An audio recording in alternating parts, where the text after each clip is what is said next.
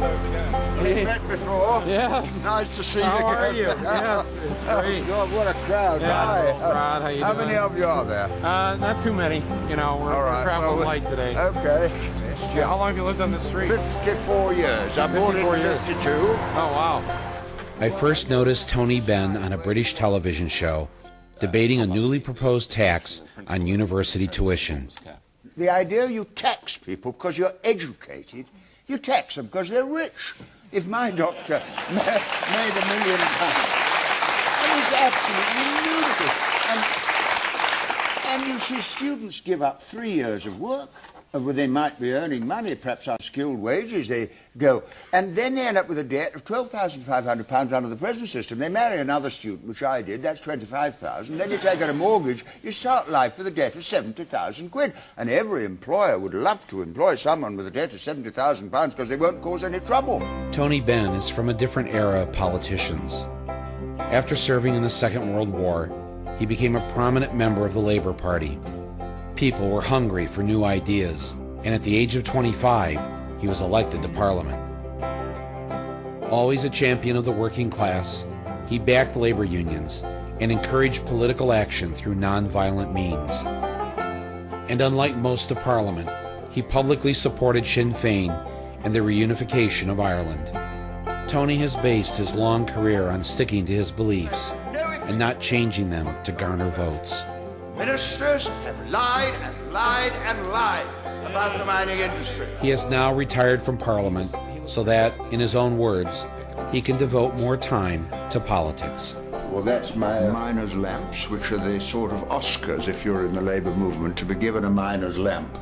I've got 1, 2, 3, 4, 5, 6, 7, because I represented miners in Parliament. I think the fact that you could get elected to office for 51 years, that's the point. That I must show you. I won't be elected to anything. I must show you my election poster, which said, "As a committed socialist." I put it on my poster. Increased taxation, no war. I put it all there, and I still got elected. The and what did you take away from those 51 plus years in terms of what you learned about the power of the corporation versus the power of the people who are supposed to be the government? Yes, well, this idea of representation interests me. You see, if you're a member of Parliament or Congressman, you have your district or constituency, as we call it, and it's the only job in the world where you have one employee, and in the case of Parliament, 60,000 employees. If you're a congressman, 240,000 employees. And you are responsible to them, you represent them.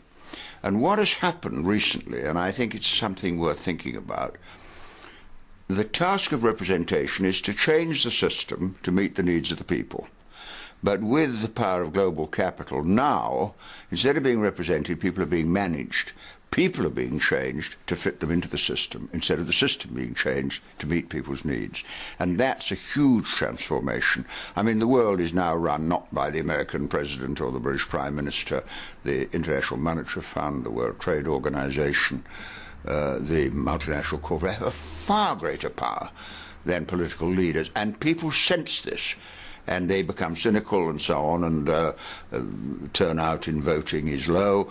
But actually, this is an attempt to reverse the power of the vote. If the power is taken away from you and handed over to corporations or international organizations that are not elected, then you realize that you've lost something of fundamental importance.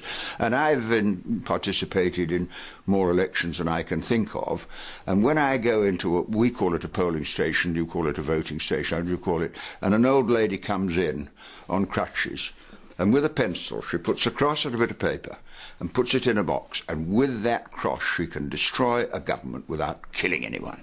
Now, it may sound negative, but by God, I've never forgotten when the votes at the end of apartheid occurred.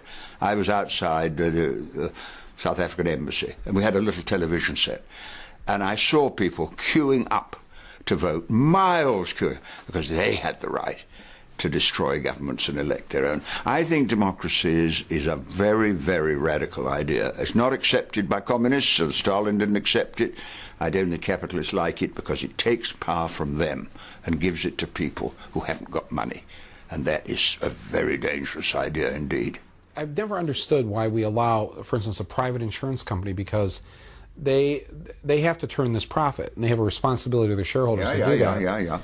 And the best way to maximize profit is to insure only the healthy. Yes, well, that's true. And not insure the unhealthy. Yeah. It seems like a bit of a racket. And if you came from outer space and looked at this, you'd go, wait a minute. Well, you see, the interesting thing is, in the armed forces and in the American armed forces as well, you have socialized medicine. If a soldier is injured, then he's looked after. Of course, you want to get him back to war if you can, but you see, the army is a model in a way. Every armed force in the world, they train you to fly a plane or fire a gun, as I was, and they look after you if you're ill. And so if you accept socialized medicine at the heart of the Pentagon thinking, why not for everybody else? I mean, I think if you put these arguments, they're common sense arguments, really, because a healthy nation is in the interest of all of us. Just as an educated nation is in the interest of all of us. When I go to my doctor, I benefit by her education. When I get in a bus, I benefit by the training of the bus driver. And if I go in the street and I find a lot of ill people, that might affect me. So I think there is a common interest in this. You see, once you start the privatization argument, it's very, very interesting. In the old days, before we had a fire service, individuals insured their own homes against fire. And if you insured, you put a plaque on the wall, so if there was a fire, the fire brigade would come along and only put out a fire if you were insured. Well, of course, it didn't help because the house next door might catch fire. And why not privatize the police and the army? Why can't competition apply to everything? And the answer is people wouldn't have it. But why do they accept the fact that health is still on the basis of cash and not need? It's crazy, isn't it? It is a crazy system. We don't like working and somebody else not working. And I don't want to pay for that person who's not working.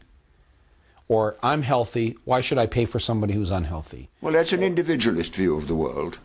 But on the other hand, the guy who isn't working, if he had a job, might be your customer, if you want to turn it into economic terms. Maybe. The word customer is a very interesting word. It comes into all the language now. And I was on a train the other day, and the ticket collector said, customers who boarded the train look after their tickets. And I said, I'm not a customer, I'm a passenger. Oh no, he said, he looked in a book, you're a customer. So I said, well, if I go to health for my operation, to a hospital for operation, am I a patient or a customer? Well, the book didn't advise him on that. But the thing about a customer is, if you haven't any money, you can't be a customer. So the word customer dehumanizes the poor. The people who need homes most are the homeless people in the streets. But they're not customers because they can't afford a house. So economic language classifies us according to our money and not our need. And I just think that leads to unhappiness, revolutions, conflict, struggle. Why? Why don't we just recognize, as we do in our own family, we wouldn't allow a child to starve because they were inadequate. You'd look after them. You wouldn't allow a parent to starve. You'd look after them. And I think this is where the Because that's your family, though. But why is anybody else's family my responsibility? Yeah, but then the question is, are we not all one family? And anyway, what Jesus said, I mean, this is why I do think Jesus can be properly interpreted as one of the major founders of the socialist idea, that we are all one family. And indeed we are too, because, if your neighbour's got some serious disease, you pick it up. If your neighbour's house catches fire, your house catches fire. So I think these ideas are very simple to explain. Do you think it's safe to say that perhaps Jesus was the first socialist? Well, that point has often been made, and somebody said that does not mean he was a Labour MP for Galilee North, and I agree with that. But you see, my mother was a Bible scholar, and every day we read the Bible, and she taught me something that's made a huge influence on my life. She said, the Bible is the story of the kings who had power and the prophets who preach righteousness. And she taught me to support the prophets and not the kings. It's got me into a lot of trouble in my life, but it makes an awful lot of sense today, because Jesus did. He preached justice. And I think justice, which is a moral question, is much more important than profitability or strength or weakness. And, of course, the most powerful religion in the world today, as you know, is not Judaism, Christianity or Islam. It's the people who worship money.